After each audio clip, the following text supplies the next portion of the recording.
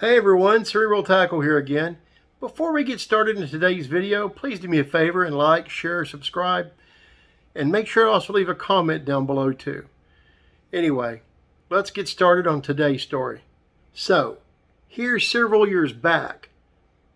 My buddy, Sully's dad, that great fishing dog, he knew I liked to tinker in making several different kinds of baits. One of my favorite things to do was skirt layering. Whether it be skirts for a chatterbait, spinnerbait, bass jig, swim jig, punch skirt, you name it. He knew that was kind of my shtick. So he had been pre-fishing for a big tournament that was coming up. He had seen a couple of different forge baits out there and wanted me to see if I could use my skills to match them up. So he sends me the couple of pictures and I get right to work. They were kind of intricate pictures. Very small subtleties kind of stood out in their own unique way.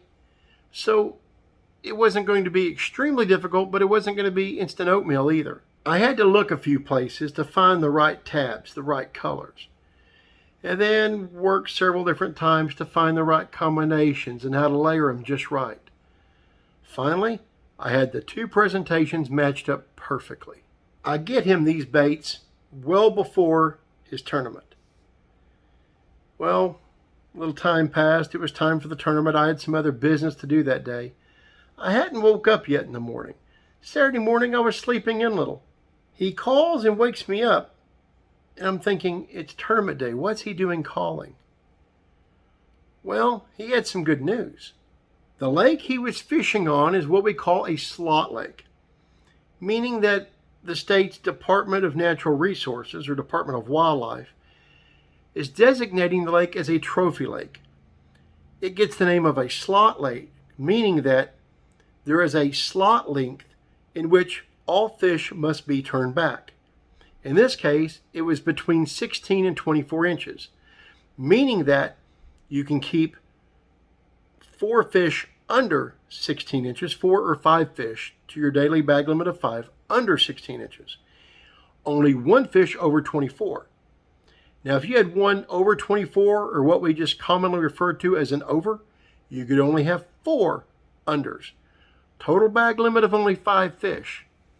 Only 1 over, 4 unders. Or you could have 5 unders. I explain all of that to you for this reason. He was calling me to let me know that they had caught an over. Now it's the summertime. Fish health is paramount. We want to catch and release these fish and get them back so these big females can continue the awesome genetics and produce more solid fish.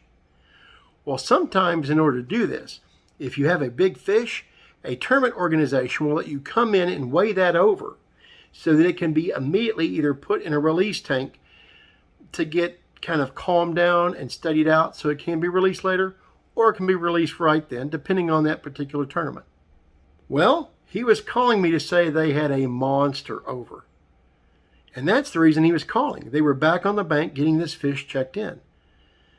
I immediately said, the next obvious question, how are your unders looking? He said, we've got 4 solid unders and we think we can continue to call. What'd I tell him? Get out there, slam the door, bring home this wind. We're on our way. My wife and I got cleaned up, got dressed, took care of a couple little pieces of business, and then hauled Bud out to the lake. We couldn't wait to see how this worked. Well, I ran into a couple of guys I fished with from another organization. They thought they had a big sack. They're like, yeah, well, we've got such and such pounds. I think we're sitting pretty good. I wanted to tell them, but I didn't want to tell them that their dreams were about to get dashed. They immediately asked, are you out fishing? No, I didn't fish today. Why are you here then? I'm here supporting a very good friend. Really? What does he have? Then I got to level the hammer on him. I said, well, him and his partner are getting polygraphed if that tells you anything. Remember, in fishing, that's a good thing. You only get a polygraph test if you're in the money, if you're going to win a major tournament. That's to make sure you followed all the rules and everything's good to go before they award the final prize to you. So generally speaking, in tournaments, if you're getting polygraphed, it means you've done something very right that day. Needless to say, when I told these two guys that my buddy and his partner were getting polygraphed, well, yeah, they didn't want to talk much anymore. I got to say, well, at least some damage was done on a bait I made them. That really piqued their interest. They tried and tried and tried to get out of me what it was I made for them. What color? I didn't tell them anything. I didn't even tell them that day it had a skirt. I sure wasn't going to tell them what color.